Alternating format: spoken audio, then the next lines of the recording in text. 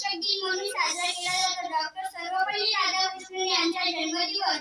शिक्षक म्हणजे एक अथांग समुद्र, ज्ञानाचा पाविण्याचा एक आदरणीय कोपरा प्रत्येक व्यक्तीच्या मनाचा. शिक्षक अपूर्णाला पूर्ण करणारा, शिक्षक शब्दांनी ज्ञान वाढविणारा, शिक्षक जगण्यातून जीवन घडविणारा, शिक्षक तत्वातून मूल्ये फुलविणारा.